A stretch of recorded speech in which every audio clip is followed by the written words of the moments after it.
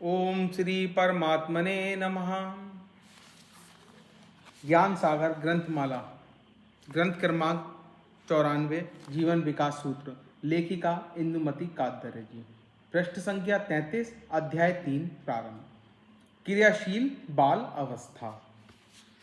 6 से 12 वर्ष की आयु बाल अवस्था है। इसे सार्थक रूप में ही क्रियाशील अवस्था कहा है। कामेंद्रियां और ज्ञानेंद्रियां के माध्यम से ही इस अवस्था में विकास होता है।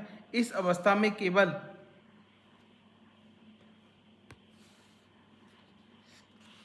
बैठकर लिखने पढ़ने की शिक्षा विकास का ही अवरोधक है। क्रिया आधारित अनुभव आधारित शिक्षा की उपयुक्त होती है। इस अवस्था में घर के प्रत्येक काम में बालक की रुचि निर्माण करना और उसका कौशल सिखाना माता पिता का दायित्व है। अच्छे आचरणों का निर्माण करना, सद्गुणों और सदाचार सिखाना, संयम और शील की शिक्षा देना, विनय और अनुशासन सिखाना माता पिता का दायित्व है। खेल कूद और श्रम का भी अवसर मिलना चाहिए। वाचन, चित्र, संगीत, उद्योग, भाषा, प्रभुत्व के क्षेत्र में उसे विशेष रूप से क्रियाशील बनाना चाहिए। बाल अवस्था ताड़न योग्य है। बाल अवस्था में मन उपदेश और प्रेरणा ग्रहण करने योग्य है, इसलिए प्रेरणादायक वार्तालाप और कथाओं का उपयोग करना चाहिए। यह सब करने में गृह विमुखता और समाज विमुखता बढ़ती है। यह ग्रंथ प्रत्येक घर में, प्रत्येक प्राथमिक विद्यालय में और प्रत्येक शिक्षा विद्यालय में होना चाहिए। पहला, संक्रमण काल। 5 वर्ष की आयु में शिशु अवस्था पूर्ण हुई। अब उसकी दीर्घ अवधि की 6 से 12 वर्ष तक की बाल अवस्था का प्रारंभ होता है, परंतु शिशु से बाल में एकाएक परिवर्तन नहीं हो जाता। बाल अवस्था के प्रथम 2 वर्ष संक्रमण काल के होते हैं, जिसमें धीरे धीरे शिशु का रूपांतरण बाल में होता है। इस संक्रमण काल में धीरे धीरे बालक अपने सारे व्यक्तिगत कार्य स्वयं करने लगता है। माता भी उसे सिखाती हैं और बालक भी वैसी वृत्ति होती है। उस समय बालक ये सारे काम सही और अच्छी तरीके से करे, यह माता को देखना है और सिखाना भी है। धीरे धीरे अपनी बातें मनवाने के स्थान पर अन्यों की बातें भी माननी है। यह परिवर्तन आवश्यक है। शिशु को किसी बात के लिए ना नहीं कहना चाहिए, ये सिद्धांत है, परंतु अब उसे ना सुनने का अनुभव भी होना चाहिए और उसका अच्छे मन से स्वीकार भी वह करे, यह भी देखना चाहिए। शिशु जो भी करता है वह सब लीला है। बाल जो भी करता है वह काम है। काम के साथ प्रथम जुड़ती है वह है उत्तरदायित्व की उत्तरदायित्व नियमन, अनुशासन की भावना। इस सब का स्वाद उसे चखने को मिलना चाहिए। अब विद्यारंभ संस्कार हुआ है, अतः इन 2 वर्षों में अनौपचारिक से औपचारिक अध्ययन की प्रति भी गति होनी चाहिए। उसे औपचारिक अध्ययन के प्रति श्रद्धा, गौरव और आदर का भाव जगे, इस प्रकार के प्रयास 2 वर्षों में होना आवश्यक है। जीवन एक व्रत के समान सामने आने वाला है, इसका आभास होना आवश्यक है।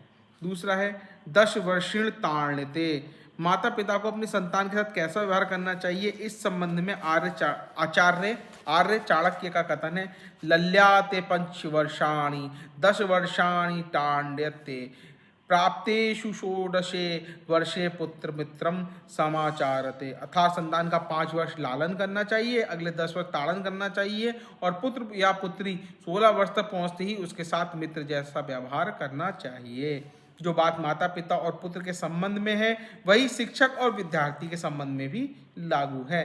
ताड़ना बाल और किशोर आयु की शिक्षा का अनिवार्य अंग है। ताड़न का शाब्दिक अर्थ मारना है, परंतु यहाँ उसका शाब्दिक अर्थ अभिप्रेत नहीं है। यहाँ ताड़न का अर्थ है नियमन पालन और आज्ञा पालन, संयम और अनुशासन का पालन, परिश्रम और स्वाध्याय, सेवा और परिचार्य करना, सिखाना और करवाना। कुम्हार जब मिट्टी को घड़ा बनाता है तब चाक पर उसका आकार बनने तक तो उसका लालन करता है। और ताड़न का अर्थ है दंड देना, प्रत्यक्ष मानना, क्रोध करना, ताने देना। ऐसा तो कदापि नहीं होता। कुम्हार चाक पर से उसे उतारकर घड़े को भट्टी में डालता है, वह अग्नि में तपाकर ही पक्का बनता है।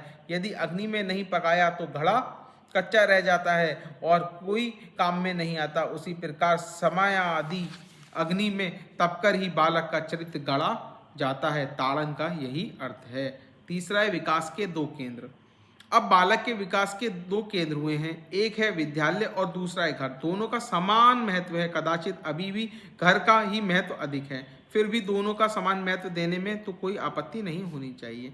वैसे देखा जाए तो विद्यालय में दिन का कुछ हिस्सा ही जाना जा होता है, कुछ विषय ही सीखने होते हैं, जबकि घर में पूर्ण जीवन ही व्यतीत होता है। इस दृष्टि से विद्यालय की शिक्षा घर की शिक्षा का एक हिस्सा है, फिर भी उसका अत्यधिक महत्व है यदि वह इस तथ्य को सार्थक रूप में स्वीकार करे। विद्यालय और घर को तथा माता पिता और शिक्षकों को एक दूसरे साथ संवादी होना चाहिए, क्योंकि दोनों स्थान पर विद्यार्थी एक ही है। इस दृष्टि से दोनों में अच्छे संपर्क स्थापित होना चाहिए। बाल अवस्था में विद्यालय और घर दोनों स्थानों पर क्रिया आधारित, अनुभव आधारित शिक्षा की प्रधानता होनी चाहिए। केवल भाषा के लिए और थोड़ा बहुत गणित के लिए पुस्तक और लेखन पोथी की आवश्यकता होती है, शेष सभी कार्यकलाप प्रायोगिक होने चाहिए। चौथा है विद्यालय में बाल शिक्षा के उद्देश्य। विद्यालय में जाते ही जैसे विश्व बदलता है, वस्ता समय सारणी, कक्षाएं की चार दीवारी, सामने लेखन फलक, पंक्तिबद्धता और डेस्क, अवकाश के समय पंक्तिबद्धता, घंटी आदि शुरू हो जाता है। किसी का बस चले तो विद्यालय जाए ही नहीं। यही एक कारण है कि अधिकांश बालकों का विद्यालय जाने का, पढ़ने का अच्छा ही नहीं लगता, परंतु उनकी व्यवस्थाओं में एक मानकर उसको वे स्वीकार कर लेते हैं। इसी प्रकार लेखन, श्रवण, कभी कभी पठन कार्य, गृह कार्य, परीक्षा, प्रतिशत, पास फेल, स्पर्धा, पुरस्कार, कार्यक्रम आदि का क्रम वर्षों तक चलता रहता है।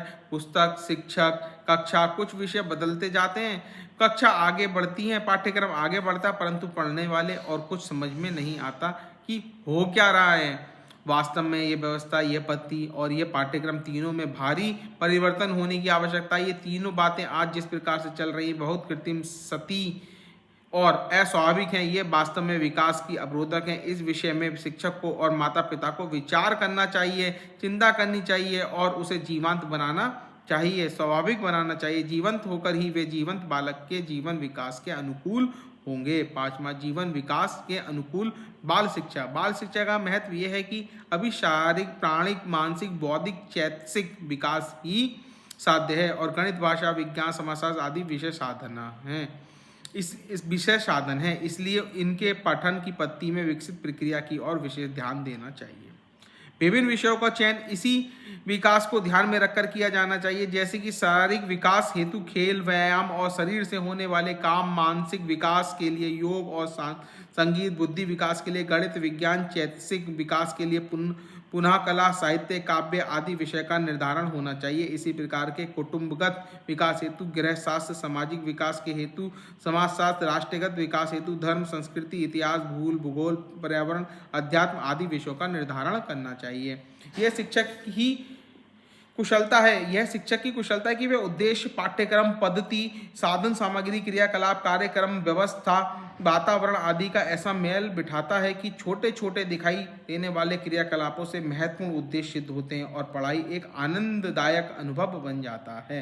यदि माता पिता और शिक्षक अपने मन और बुद्धि का थोड़ा सुलझा लें तो बाल शिक्षा सबके लिए बहुत लाभदायी और आनंददायी अनुभव हो सकती है। छठा, विकास से तात्पर्य क्या है।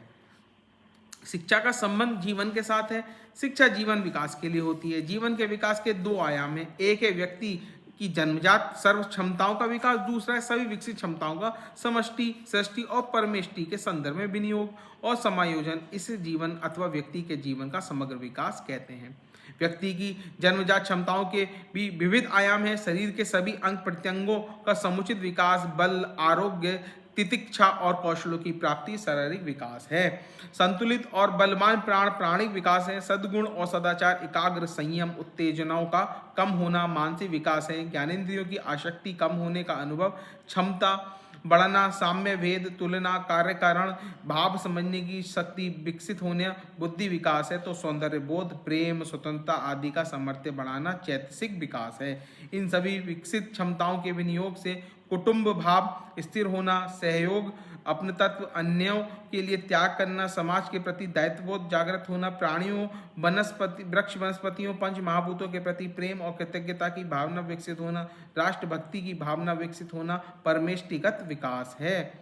बाल अवस्था में इंद्रिय विकास, मन का भावना पक्ष, संयम, सदाचार, कार्य कारण भाव और प्रकृति के प्रति दायित्व और संबंध विकसित होना अत्यंत आवश्यक है। इस दृष्टि से शिक्षा की योजना होनी चाहिए। ना साथ घर में समग्र विकास, जीवन विकास के लिए विद्यालय के साथ साथ घर की भूमिका भी महत्वपूर्ण है। बालकों के विकास के सूत्रधार माता पिता हैं। इसमें भी बाल अवस्था के लिए पिता की भूमिका मुख्य और माता की सहयोगी की है। घर में जितने भी बड़े सदस्य उनकी भूमिका भी सहयोगी की होती है। घर के सभी सदस्यों को इस भूमिका स्वीकार करना चाहिए, इस भूमिका का स्वीकार करना चाहिए और उन्हें समझ लेना चाहिए कि परस्पर समन्वय का व्यवहार करना चाहिए।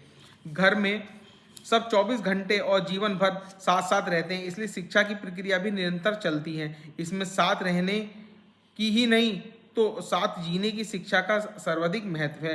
साथ जीने के लिए हृदय के गुणों का विकास आवश्यक है। अतः सबसे प्रेम करना, सबसे सुख दुख की चिंता करना, दूसरे का विचार प्रथम करना और अपना पश्चात, सबकी सहायता और सेवा करने के लिए तत्पर रहना और आदि बातें मुख्य हैं। ये सब घर में ही सीखी जाती हैं और इस अवस्था में ही सीखी जाती हैं। ये बातें प्रथम तो उदाहरण सामने देखने से सीखी जाती हैं। यदि बड़ों का व्यवहार इस प्रकार का रहा तो बालक अपने आप ये सब सीखते हैं। दूसरा साधन है उपदेश। इसके लिए प्रेरक घटनाओं, चरित्रों आदि का वाचन और चर्चा उपयोगी होती है। तीसरा साधन है आग्रह पूर्वक ऐसा व्यवहार करना सिखाना। ये तीनों बातें साथ साथ चलती हैं तब व्यवहार व्यक्तिगत का अंग बनता है। 8वां, घर में विकास के आयाम। प्रथम आवश्यकता है दिनचर्या और उसके साथ जुड़े काम ठीक करने की। समय से सोना, पर्याप्त सोना, सोने के सही नियम जानना और उनका पालन करना महत्वपूर्ण बात है। भोजन करने में नियम, पद्धति का संयम, तीनों बातें सीखनी है। इसी प्रकार से स्नान करना, कपड़े और जूते पहनना, बाल संवारना, नख, दांत, बाल, नाक, आँख, कान आदि स्वच्छ रखना भी महत्वपूर्ण काम है। दूसरा काम है अपने उपयोग की वस्तुएं ठीक रखने का। अपना वस्त्र, अपने खिलौने, अपना बिस्तर, पाद, त्राण आदि सभी वस्तुओं को स्वच्छ, व्यवस्थित और सुंदर रखना भी सीखना चाहिए। तीसरा है घर के सारे काम अच्छी तरह से करना सीखना। 12 वर्ष की आयु होते होते झाड़ू, पोछा, बर्तन और कपड़े की सफाई, स्नान और शौचालय, घर की स्वच्छता, बिस्तर लगाना, समेटना, घर की सजावट करना, इस्त्री करना, अतिथि सत्कार करना, भोजन बनाना, परोसना, बाजार से वस्तु खरीद कर लाना, घर का हिसाब करना आदि सारे काम बालक को सिखाए जाने चाहिए। स्वदेशी प्राकृतिक पदार्थ, हाथ से बने पदार्थ का उपयोग में लाने का आग्रह, मितव्ययिता और रख रखाव की दृष्टि, विनयशीलता का व्यवहार, सत्य, प्रामाणिकता आदि सिद्धांतों का आग्रह, स्त्रोत्र, मंत्र, सुभाषित, पूजा आदि का कौशल विकसित होने की भी यही आयु है। इसी ओर से माता पिता का ध्यान जाना चाहिए। हम अपने कुल के वंशज हैं और हमें कुल की कीर्ति बढ़ानी है, ये भाव भी हमें आना चाहिए। 9वां, कृति का शास्त्रीय पद्धति। बाल अवस्था अभ्यासों का पक्का करने की अवस्था है। सारा विकास कृति आधारित होता है। अभ्यास से ही कृति पक्की होती है, व्यवहार का अंग बन जाता है। परंतु अभ्यास से पूर्व कृति सही होनी चाहिए। यदि कृति सही नहीं हुई तो गलत कृति ही पक्की बन जाती है। इसमें सुधार करना बहुत कठिन बन जाता है। शारीरिक हलचल प्रथम विषय। बैठने की, खड़ा रहने की, चलने की, छलांग लगाने की, दौड़ने की, मुड़ने की, कृति शास्त्र शुद्धता बनाने की, वस्तुएं पकड़ने की, उठाने की, हाथ में होने वाली सभी कृतियां सही करनी चाहिए। बोलना, हंसना, गाना सही होना चाहिए। आगे चलकर अक्षर लेखन, पठन, आकृति बनाना सही होना आवश्यक है। देव मूर्ति पर फूल चढ़ाना, यज्ञ में आहुति देना, विविध प्रकार से नमस्कार करना भी सही होना चाहिए। श्वासोच्छ्वास करना, पानी पीना, खाना पढ़ते समय, पुस्तक और लेखन करते समय लेखन पोथी ठीक रखना, लेखन ठीक से पकड़ना, विज्ञान के प्रयोग करते समय उपकरणों का ढंग से उपयोग करना, पंक्ति में और अन्य विविध रचनाओं में समय में रहना, अपने अंगों को सीधा परंतु शिथिल रखना, पकड़ को मजबूत परंतु तनाव रहित बनाना ही महत्वपूर्ण है। इस प्रकार की सैकड़ों शारीरिक क्रियाएं हैं जो इस अवस्था में सीखने की आवश्यकता है और ये सीखना सिखाना सहज होना चाहिए, परंतु आज वह पूर्ण से दुर्लक्षित है। वास्तव में सही शिक्षा के क्षेत्र में कार्यरत जानकर लोगों को इन विषय पर सचित्र ग्रंथ तैयार करने चाहिए और प्राथमिक शिक्षा के लिए इसे विषय बनाना चाहिए। 10वां है सांस्कृतिक विकास। बालक का शारीरिक व्यक्तित्व होता है, उसी प्रकार से उसका भावात्मक व्यक्तित्व भी होता है। भावात्मक विकास को भी कुछ कृतिशील और व्यवहारिक बनाना चाहिए। पवित्रता और सात्विकता की संकल्पना और कृति रूप देना चाहिए, जैसे कि बिना स्नान किए मंदिर में, रसोई घर में, जल गृह में नहीं जाना चाहिए। स्नान के जल गृह में नहीं जाना।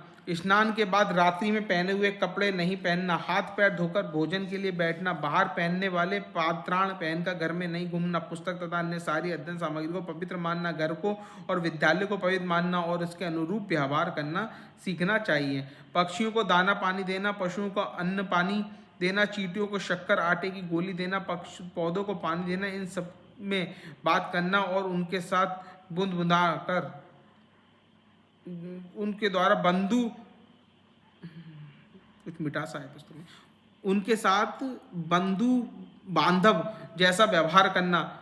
गंगा, गाय, तुलसी आदि को माता कहना। प्रातः उठकर भूमि बंधन करना। स्नान के समय भारत की पवित्र नदियों का स्मरण करना भी सांस्कृतिक व्यक्तित्व का विकास है। भूमि, आकाश, नदी, समुद्र, वृक्ष, प्राणी आदि के साथ स्वजनों जैसा संबंध जोड़ना भी आवश्यक है। यह सब कथाओं के माध्यम से होना चाहिए। कथाओं के माध्यम से कुटुंब के पूर्वजों, सांस्कृतिक पूर्वजों, पंच महाभूतों, वनस्पति और प्राणी जगत से संबंध जोड़ना चाहिए। इन सब के माध्यम से इन सब में सबसे परे परमात्म तत्व तक पहुंचने की प्रक्रिया भी होनी चाहिए। शिक्षा शास्त्रियों को आज इस प्रकार की पठन सामग्री तैयार करने की आवश्यकता है।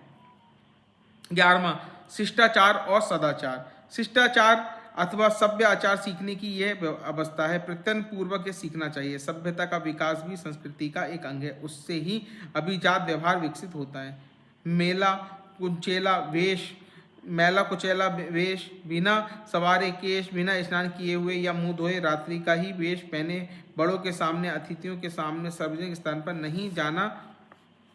शील और सौंदर्य की ओर ध्यान दिए बिना वेशभूषा, केशभूषा और श्रृंगार नहीं करना। अभद्र भाषा, अभद्र नाचगान, अभद्र संकेत नहीं करना शिष्टाचार है। लोग अपनी बात करते हैं तो पढ़ाई कर रहे हो, सो रहे हो, थके हुए हो, आराम कर रहे हो, तब बोलना और शोर मचाना, भागदौड़ करना, अपनी बात करना शिष्टाचार नहीं है, घोर अशिष्टाचार है। सत्य बोलना, प्रामाणिक होना, विनयपूर्ण बोलना, बड़ों का सम्मान करना, पूछे हुए प्रश्नों का उत्तर देना, प्रमाण करना, चुगली नहीं करना, आज्ञा पालन करना, सेवा करना सदाचार है। दीन दुर्बल निराधार के प्रति करुणा का भाव होना तथा उनकी रक्षा के लिए तत्पर होना सदाचार है। असत्य और अन्याय नहीं सहना सदाचार है। सुविधा के नाम पर पर्यावरण का प्रदूषण नहीं करना, सुरक्षा के नाम पर गुलामी नहीं करना, लाभ के लिए शोषण नहीं करना, आधुनिकता के नाम पर संस्कृति का त्याग नहीं करना सदाचार है। शिष्टाचार और सदाचार क्या है ये जानना आवश्यक है। उसी प्रकार से दुराचार क्या है यह भी जानना चाहिए और दुराचार से बचना भी प्रयत्न पूर्वक सीखना और सिखाना चाहिए। 12वां, संयम। बाल अवस्था ब्रह्मचार्य का प्रारंभ है। ब्रह्मचार्य विभिन्न प्रकार के संयम से प्रारंभ होता है, अतः आयु के अनुरूप होना आवश्यक है। सबसे पहला है स्वाद संयम। बालकों के लिए छोटी छोटी बातें जैसे घर में जो बना है वह सब रुचिपूर्वक खाना, अच्छा लगता है, अच्छा नहीं लगता है, नहीं करना, थाली में झूठा नहीं छोड़ना, भोजन की निंदा नहीं करना, और बाजारू खाने की जिद नहीं करना आदि स्वाद के आयाम हैं। दूसरा है अर्थ संयम। वस्तुओं का अपव्यय नहीं करना, उन्हें संभाल कर रखना, फिजूल खर्चा नहीं करना, वस्तुओं की कीमत कैसे तय होती है ये जानना, वस्तुओं की गुणवत्ता और उसके अनुसार उसकी कीमत का अनुमान लगाना अर्थ संयम है। तीसरा है वाणी संयम। कर्कश, बेसुरा, बड़बड़ लगने वाला नहीं बोलना, शिष्ट मधुर सार्थक बोलना, अपशब्द और अभद्र भाषा नहीं बोलना, बड़ों के साथ निरर्थक तर्क वितर्क नहीं करना, बड़ों का मजाक नहीं करना, कटु वाणी नहीं बोलना, वाणी संयम है। संयम, समय का संयम चौथा आयाम है। किसी भी काम से अच्छे से परंतु शीघ्रता पूर्वक करना, समय का अपव्यय नहीं करना, सारे काम उचित समय पर करना समय संयम है। इस प्रकार के और भी छोटे छोटे संयमपूर्ण आचरण से चरित्र का गठन होता है। पूर्ण विकास होता है और मानसिक और बौद्धिक स्तर पर अनेक क्षमताओं का विकास होता है। अतः माता पिता को इन बातों की और विशेष ध्यान देना चाहिए। तब ऐसा लगता है कि तब तो साधु सन्यासी करते हैं, महात्मा करते हैं, वृद्ध करते हैं, बालकों के लिए तब कैसे हो सकता है? वे तो अभी छोटे और कोमल होते हैं, परंतु अभी ये धारणा ठीक नहीं है। मनुष्य जीवन में तप पर अनन्य साधारण महत्व है। तप के बिना कोई भी कार्य सिद्ध नहीं होते। महात्मा तप करते हैं, तप करने से सामान्य व्यक्ति महात्मा बनता है। तप का प्रारंभ बाल्य अवस्था से ही होना चाहिए। यही वही ब्रह्म आश्रम का एक आयाम है। अतः तप के विभिन्न आयाम खोजकर उनके आचरण हेतु बालकों को प्रेरित करना चाहिए। व्रत, उपवास और जागरण का बहुत सुलभ उपाय है। मौन और जप दूसरा आयाम है। छोटे छोटे निमित्त बनाकर इसका आचरण सीखना चाहिए। नियम पालन ये बड़ा तप है। कोई भी एक नियम बनाना और बिना तर्क वितर्क किए उसका पालन करना, बराबर नियम नहीं परिवर्तन करना छोटे और बड़े सभी के लिए बड़ा तप है। आकर्षण के वश नहीं होना भी बड़ा तप है। खाद्य पदार्थों का, खिलौनों का, मोबाइल आदि का बहुत संपर्क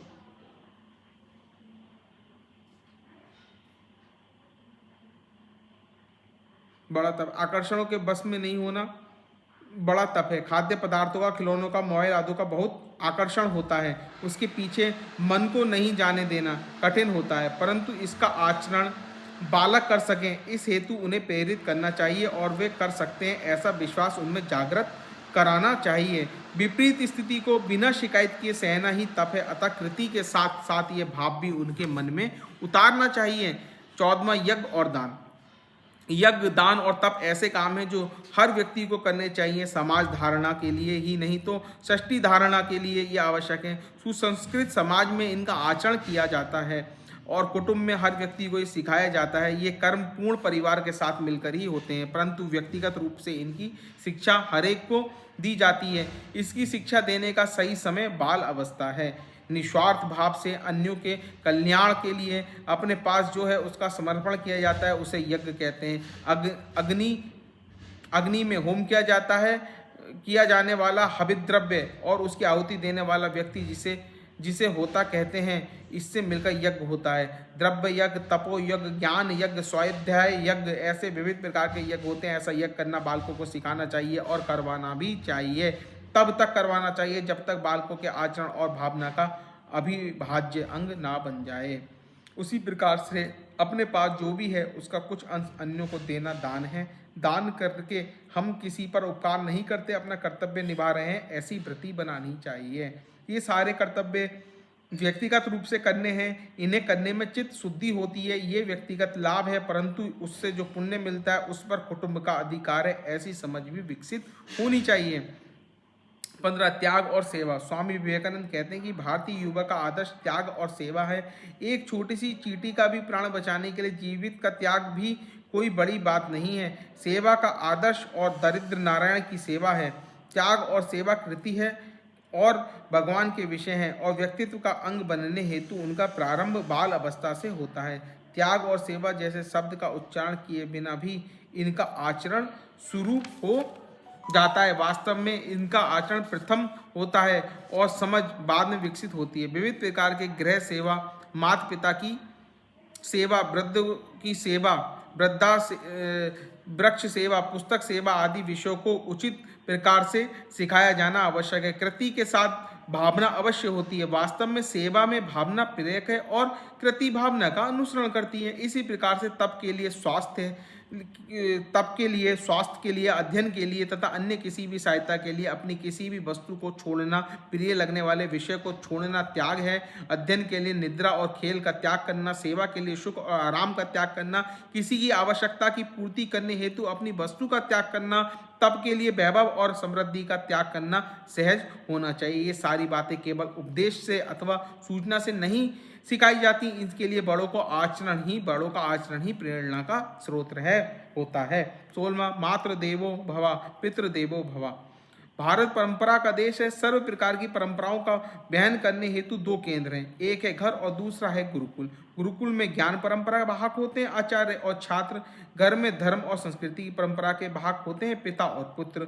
घर के पिता पुत्र की पीढ़ियों में परंपरा का हस्तांतरण होता है। पीढ़ियों के संबंध एकात्म बनने हेतु दोनों पीढ़ियों की साधना करनी होती है। इस साधना के लिए अंग के रूप में माता और पिता को देव मानने का उपदेश संतानों को दिया जाता है। देव को मानने का कृति रूप तात्पर्य यह है उनकी आज्ञा का पालन करना, उनकी इच्छा को भी आज्ञा मानकर उसके औचित्य या अनौचित्य का विचार नहीं करना। दूसरा तात्पर्य यह है कि उनकी सेवा करना और उन्हें प्रसन्न रखना।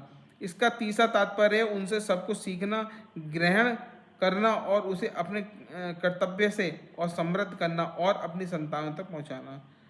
अगला चौथा तात्पर्य यह है माता पिता के जीवन व्रत को, उनके व्यवसाय को, कौशल को आत्मसात करना और अपने कर्तव्य के से उसका समृद्ध करना। ये सारे संबंधों को गहरे और सच्चे बनाने के उपाय हैं। बालकों को ये सारी बातें कृति रूप में उतारने के लिए प्रेरित करना चाहिए। प्रथम कृति और उससे भाव प्रदान करने हेतु कथा, ऐसा क्रम उचित है। 17वां विद्यालय और घर में सामंजस्य। वर्तमान काल में बड़ी चुनौती यह है कि हम शिक्षा का केंद्र एकमात्र विद्यालय को ही मानने लगे हैं। विद्यालय की शिक्षा के लिए इतना समय लगता है कि घर में प्राप्त करने वाली शिक्षा दुर्लक्षित होती जाती है। घर में भी शिक्षा होती है, ये बात मन में बैठती ही नहीं। घर में जो होती है वह शिक्षा है, ये भी मन में बैठता नहीं। इस मानसिकता से भरी परिवर्तन की आवश्यकता है। घर में अनेक महत्वपूर्ण विषय सीखने होते हैं जो विद्यालय के विषयों से अधिक महत्वपूर्ण है। इस दृष्टि से घर और विद्यालय में सामंजस्य बिठाना आवश्यक है। वास्तव में विद्यालय में जो सिखाया जाता है उसका व्यवहार केंद्र घर है। इस दृष्टि से विद्यालय को भी अपने शिक्षा क्रम की पुनर्रचना करने की और घर को भी विद्यालय में दी जाने वाली शिक्षा के समझ लेने की आवश्यकता है। इस दृष्टि से विद्यालय में लगने वाला समय और गृह कार्यों का स्वरूप परिवर्तित करना चाहिए। ट्यूशन, कोचिंग आदि का तो पूर्ण त्याग करना चाहिए। इसके अतिरिक्त भी घर में शिक्षक के अनेक महत्वपूर्ण विषय हैं। गृह संचालन, सामाजिकता, धैर्य और संस्कृति के अनुरूप व्यवहार, जीवन लक्ष्य आदि सारी बातों घर में ही सीखी जाती हैं। इस दृष्टि से घर और विद्यालय दोनों को अपने आप दायित्वों के बारे में अधिक विस्तार करने की आवश्यकता है। 18वां कला और साहित्य। कला और साहित्य सौंदर्य दृष्टि विकसित करने में तथा भावनाओं के उदात्तीकरण हेतु बहुत उपयोगी होता है। कला और साहित्य के आविष्कार से हृदय, बुद्धि, मन और इंद्रियों की सक्रियता होती है। अतः हर व्यक्ति के जीवन में इनका महत्वपूर्ण स्थान होना चाहिए। सुज्ञजनों द्वारा कहा गया सुभाषित है, साहित्य संगीत कला वहीना, साक्षात पशुहा पुच्छ विभीषणा हीना, तृण न खादन्ति जीव माना, तात भागधेयम परम पशु नामा। भर्तृहरि। अर्थात जिसके पास साहित्य, संगीत और कला नहीं है वह बिना सींग और पुच्छ के पशु के समान है। वह घास खाए बिना जीता है, यह पशु का परम भाग है। बालकों को कला और साहित्य सिखाते समय दो बातों की ओर ध्यान देना चाहिए। एक तो उन्हें सस्ता मनोरंजन और विलासिता की ओर ढलने से बचना चाहिए और दूसरा उन्हें अर्थार्जन का साधन बनने से रोकना चाहिए। कला और साहित्य आनंद और आत्मोन्नति का साधन बनाना चाहिए, ये मूल दृष्टि है। संगीत में स्वर, ताल, लय की समझ, नृत्य की आधारभूत पद विन्यास, साहित्य में लालित्य की और लक्षणा और व्यंजना की समझ, संबंधों के संदर्भिक अर्थ, कथा और काव्य का रस, चित्र में रंग संगति और रेखा विन्यास की समझ आदि मूल बातें हैं। इनका व्यवहार में प्रयोग भी आवश्यक है। इन सबको जीवन से अलग करके नहीं अपितु दैनंदिन जीवन व्यवहार में ही प्रकट करना, अभिव्यक्त करना आवश्यक है। 19 रुचि और समझ और परख। घर में अनेक प्रकार के कपड़े होते हैं, पहनने के, बिछाने के, पोषने हेतु, ढकने हेतु आदि इन कपड़ों के प्रकार होते हैं, जैसे कि सूती, रेशमी, गरम आदि। इनके पोत और गुणवत्ता होती है, ये प्राकृतिक और कृत्रिम होते हैं। इन सब बातों की परख होनी चाहिए और कौन से काम के लिए कौन से कपड़े का प्रयोग होना चाहिए इसकी भी समझ होनी चाहिए। घर में विभिन्न प्रकार के अनेक खाद्य पदार्थ होते हैं। इनको बनाने की प्रक्रिया, इनके पोषण गुण, इनके स्वाद, सुगंध भिन्न भिन्न होते हैं और इनके सेवन का समय और ऋतु भिन्न भिन्न होते हैं। इन सब बातों की जानकारी एवं समझ विकसित होनी चाहिए तथा कृति भी आनी चाहिए। घर का साजो सामान, घर की दीवार पर टंगे चित्र, कलाकृतियां अथवा छाया चित्र, घर के अनन्य सदस्यों के उपयोग की वस्तुएं, घर के गमलों का अथवा आंगन के बगीचे आदि का परिचय होना चाहिए। उनकी साज सज्जा, स्वच्छता, देखभाल और उनके संबंधित काम आने चाहिए। घर के लोगों के सुख दुख समझ में आने चाहिए। उनमें सहभागिता बनने की वृत्ति और सहायता करने की समझ विकसित होनी चाहिए। यह सब संभव हो, इस दृष्टि से आवश्यक शिक्षा उचित पद्धति से देना माता पिता का काम है। इन्हीं बातों को सिखाने के लिए माता पिता बालकों के शिक्षक होते हैं। इन शिक्षकों को सिखाने के लिए और कोई शिक्षक नहीं रखे जाते। ये सब सीखते सीखते ही साथ जीना संभव है। 20वां समरसता, कथाएं सुनते सुनाते, साथ साथ गीत गाते और खेल खेलते, साथ साथ काम करते करते, साथ साथ पढ़ते पढ़ते, कभी उपदेश सुनाते सुनते, कभी डांट खाते, कभी मन में नहीं है तो भी करते, 2 पीढ़ियों का साथ साथ जीना संभव होता है। इसी में से 2 पीढ़ियों में समरसता निर्माण होती है। समरसता का यह अनुभव समरस समाज की निमित्ता को भी संभव बनाता है। साथ साथ जीते ही मूल्य निष्ठता और सिद्धांत निष्ठता पनपती और धर्म और संस्कृति का व्यवहार समझ में आता है। सज्जनों की रीति समझ में आती है और आचरण का अंग बनती है। सद्गुण और सदाचार सहज बनते हैं। बाल अवस्था के ये 7 वर्ष चरित्र गठन का प्रारंभिक चरण बनता है। यह कृति प्रधान है, अनुभव प्रधान है, यह प्रेरणा और उपदेश प्रधान है। इस अवस्था में केवल कृति का ही नहीं तो भावनाओं का अनुसरण होता है। बाल मन के चरित्र नायक होते हैं, उनके जैसा बनने की उनकी इच्छा होती है। इस अवस्था में तर्क, कार्य कारण, भाव, शास्त्रीयता आदि बातों का महत्व नहीं होता, क्योंकि ये सब जिसके अंग हैं, ऐसी बुद्धि अभी सक्रिय नहीं होती। अतः भावनाओं को जागृत करना और इंद्रियों को अधिक से अधिक सक्रिय रखना ही शिक्षा देने की उचित पद्धति है। ये नियम विद्यालय की और घर की शिक्षा पर समान रूप से लागू होते हैं। माता पिता और शिक्षक दोनों को इस पद्धति से अवगत होना चाहिए। क्रियाशील बाल अवस्था, अध्याय 3 समाप्त। इति शुभम।